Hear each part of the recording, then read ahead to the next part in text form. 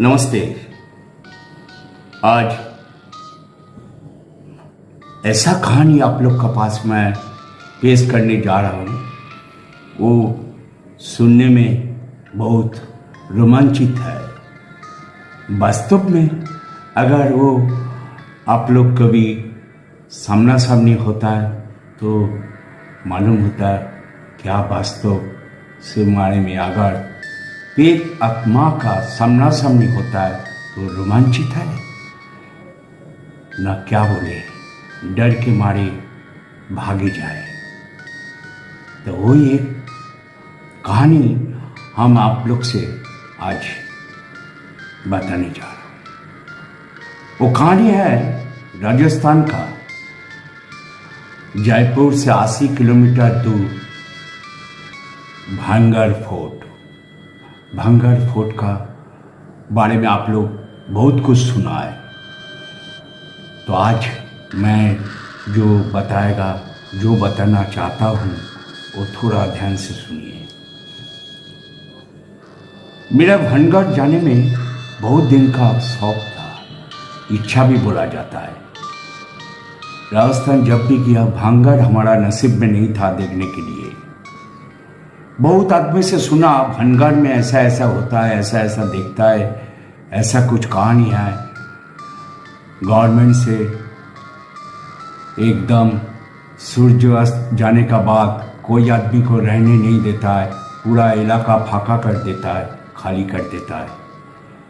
सूर्य उदय होने से और सूर्य अस्त जाने का बाद कोई आदमी भांगर फोर्ट का चारों तरफ नहीं रहता है, सब आदमी को खाली कर दिया जाता है। क्या ये गवर्नमेंट का, उस राज्य सरकार का ऑर्डर है? ऐसा कुछ कहानी है।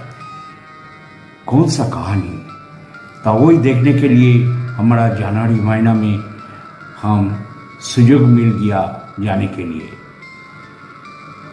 तो भानगढ़ जाने के लिए हमको राजस्थान में मेरा एक दोस्त का घर है, उसको हम लिफाफा भेजा है जे हम आपको देश में आता है थोड़ा घूमने के लिए, तो बोला है कि हाँ आ जाओ चटक जी आ जाओ।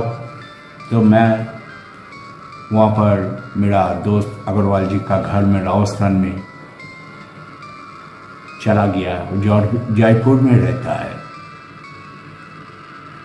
तो जयपुर से भांगर है 80 किलोमीटर डिस्टेंस है।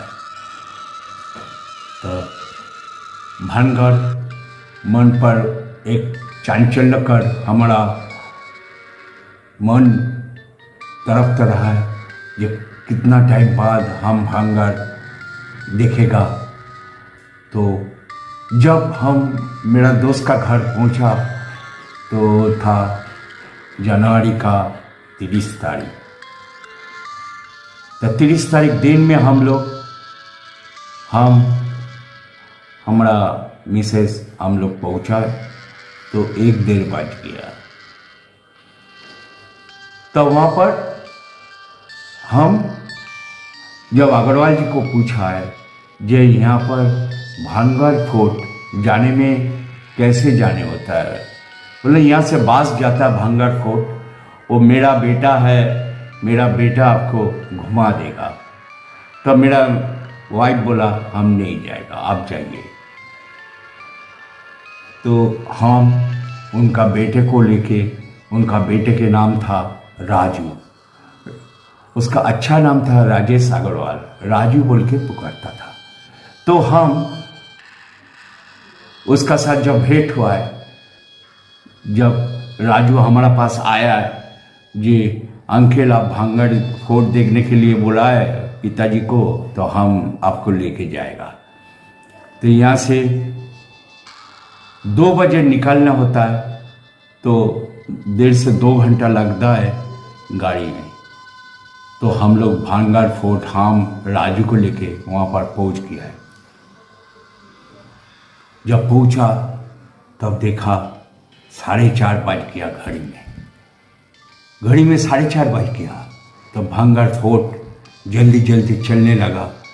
तो गेट का सामने जब आया तो सिक्योरिटी हम लोग को पहले रुका है। रुकने के बाद सिक्योरिटी हम लोग को बोला है आप लोग 5:30 बजे का भीतर खाली कर देगा, सब बाहर निकल के आएगा। तो हम लोग बोला था हम तो अभी आया था। तो बोले नहीं नहीं नहीं, 5:30 बजे का यहाँ का ऑर्डर है, वहाँ पर बोर्ड लगा हुआ है, गवर्नमेंट का ऑर्डर है, 5:30 बजे एकदम खाली कर देगा। तो हम लोग दोनों सुन के भीतर में घुस गया। एक तो सामने गेट का भीतर से जाने के लिए एक तो फूल का एक तो बगीचा रहता है, बागान रहता है, बागान क्रॉस करके जाने के बाद एक तो जलाशय रहता है, वो थोड़ा क्रॉस करके गया। तो जब क्रॉस किया है तो मेरा सामने वो घूंघट का आवाज़ मेरा कान पर आता है, छम छम छम छम करते करते कोई मालूम होता है कोई लड़की हमारा पीछे पीछे आता है। तो हम पीछे झाँका तो देखा कोई नहीं है। तो राजू हमको बोला अंकल क्या हुआ, घूंघट का आवाज़ सुना है क्या? हाँ। हम बोले हाँ। तो बोले जे हाँ वही भीतर में तो बहुत पर्यटक आदमी लोग आया घूमने के लिए, देखने के लिए, बहुत जनाना लोग है, सबका तो घूंघट पहनता है, उसी का आवाज़ रिकॉर्ड करके बाहर में आया है। हम बोला हो सकता है। फिर भीतर में घुस गया। जब मॉल का भीतर घुसा एक तो ठंडा महसूस हुआ है शरीर में, वो भी जनवरी महीना था, शाम होने लगा, ठंडा का मौसम। जब 5-10 हो गया है मॉल में तब देखता है शाम आस्ते आस्ते शाम होने लगता है, चारों तरफ आस्ते आस्ते अंधेरा हो जाता है। इधर भीतर से सिक्योरिटी सबको आदमी को बाहर निकालने के लिए तैयार हो गया, निकालो निकालो सब बाहर निकालो, टाइम हो जाता है टाइम हो जाता है। कोई आदमी बोलता है और 5 मिनट, कोई आदमी बोलता है चलो चलो, फैमिली लेके निकल जाता है। ऐसे निकलते निकलते हमारा सामने एक सिक्योरिटी आ गया है, हमारा राजू का सामने, हमको आके बोलता है जल्दी निकालो जल्दी निकालो। हम बोला आता हो अभी आया है, 10 मिनट नहीं हुआ, हम तो कलकत्ता से आया बहुत दूर से भांगड़ देखने के लिए। नहीं नहीं यहाँ का ऑर्डर नहीं है 5:30 बजे का बात किसी को रखने के लिए। तो हम क्या करेगा, तुरंत जेब से 100 रुपया का नोट निकाल के उसका हाथ में दे दिया। वो रुपया देख के बोला ठीक है 10 मिनट का हम ज़्यादा नहीं देगा। हम बोला आप तो 10 मिनट दिया, हमारा तरफ से 5 मिनट और दे दो। तो 5 मिनट हमको दिया है। इसके बाद हम देखते हैं पूरा माहौल, जितना माहौल था आस्ते आस्ते सब आदमी निकल जाता है, खाली हो जाता है। हमारा साथ राजू हमारा जो पार्टनर है, अग्रवाल जी का लड़का, दोनों तरफ अग्रवाल जी का लड़का मोबाइल में फ़ोटो उठाता है। तो हम बोला तुम फ़ोटो उठाओ, हमको वो शेयर कर देगा। बोला ठीक है अंकल। तो देखते देखते हठात माहौल एकदम सुनसान हो गया। एक तो पिन पड़ता है टिक टिक करके जैसा आवाज़ होता है, एकदम सुनसान लगता है माहौल।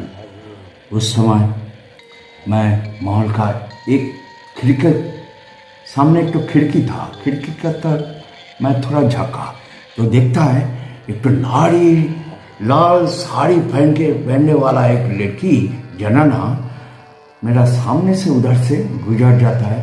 मैं उसका पाँव में थोड़ा घूंघट का आवाज़ छम छम छम छम करते करते चल जाता है। लेकिन उसको जब ऐसी करके हम देखने लगा तो देखता है सारा शरीर खून से भर जाता है, लेकिन वो मुंह उसको देखा नहीं गया, उसका चेहरा देखा नहीं गया।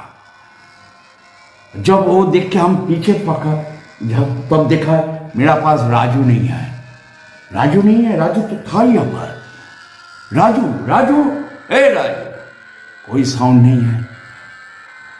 कहाँ गया राजू? हो सकता है कहाँ पर छवि उठाने के लिए, फोटो उठाने के लिए चल गया। तो फिर ऐसे करके चौक ऐसे करके देखने लगा तो देखता ना, फिर मालूम होता है दूसरा घर पीछे घर का माहौल से कोई आदमी जल्दी पैदल चल गया है, कोई जनाना ऐसी करके एक तो शैडो, जनाना का शैडो हमारा सामने से चल गया। फिर दूसरा घर का माहौल का एक खिड़की से भीतर गया है राजू को खोजने के लिए। तो देखता है वहाँ पर राजू का कोई यही नहीं है, लेकिन एक घूंघट का आवाज़, एक जनाना का रोने का आवाज़ वहाँ पर मेरा कान पर आता है। मैं थोड़ा डर गया उस समय, इतना शाम का अंधेरा हो गया है, यहाँ से आवाज़ कैसे आता है, घूंघट कैसे बढ़े। सब आदमी तो खाली हो गया। तुरंत हम वो घर से भीतर का घर में आया जहाँ पर राजू था। फिर बुलाया, राजू राजू करके बुलाया, तो देखा तो पीछे जब देखा है तो देखा राजू दरजा का सामने खड़ा है। हम जाके ए राजू बल्कि हाथ पकड़ लिया है, पकड़ के बोलता राजू क्या इतना बुला रहा है, तुम हमको साड़ा नहीं देता है।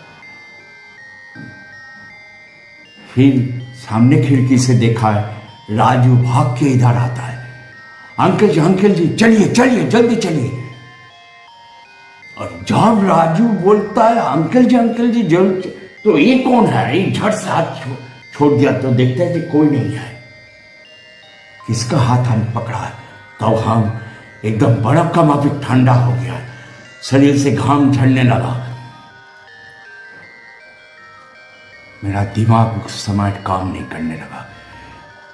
हम राजू को लिया तो भागने लगा, एकदम गेट का महल का बाहर आया तो गलीचा का जो वो जलाशय का सामने आया तो घूंघट का आवाज यार वो सब कान पर आता है। आदमी औरत लोग का रोने का आवाज वहाँ से मेरा कान पर आता है। मैं दौड़ तो भाग दे गेट का सामने आया।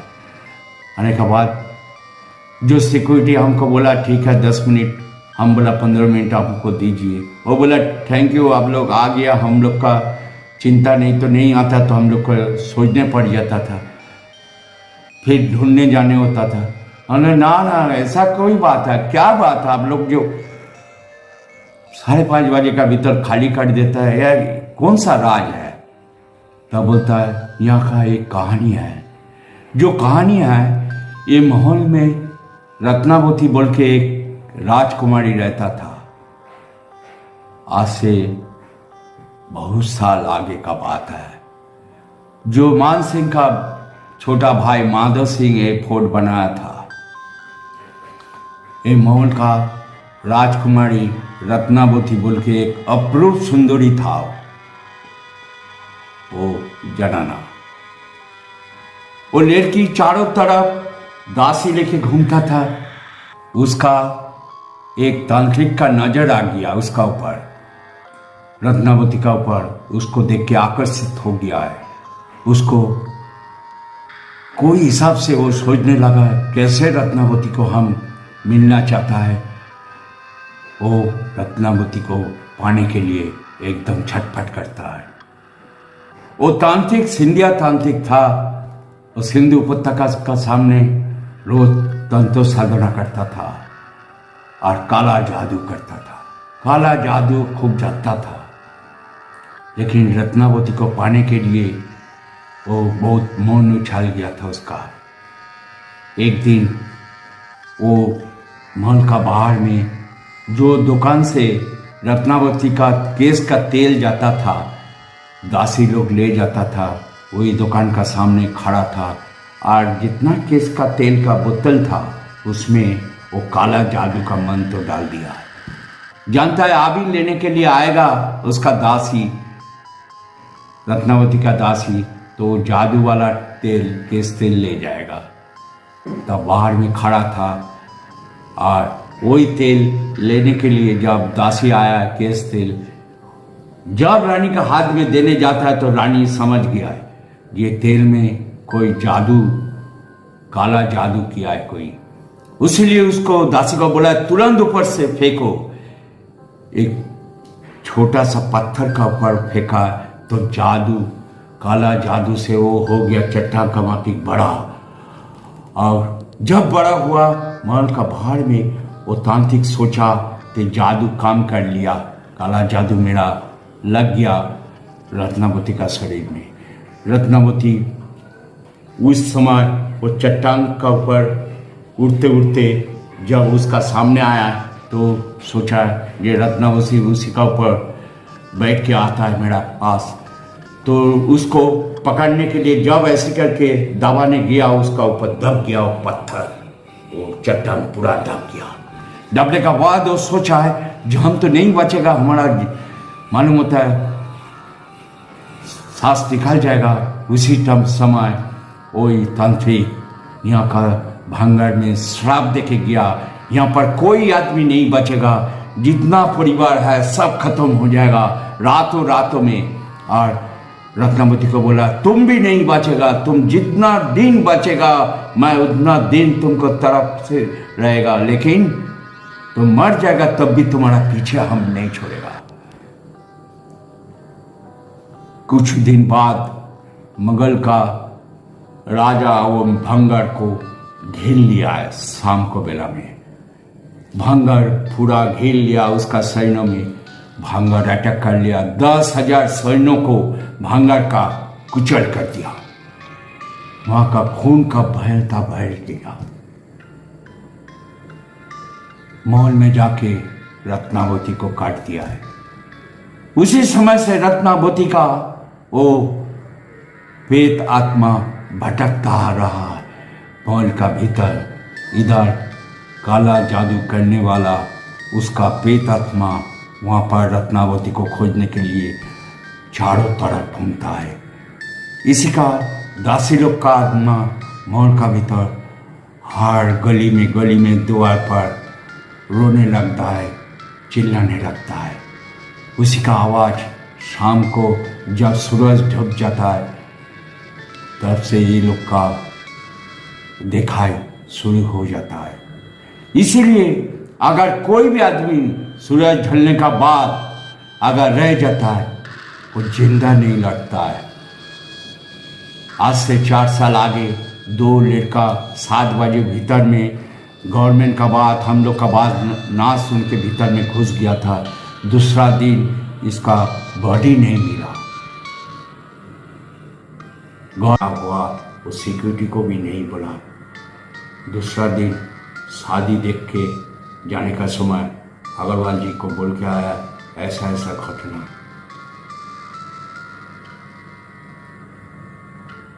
तो एक कहानी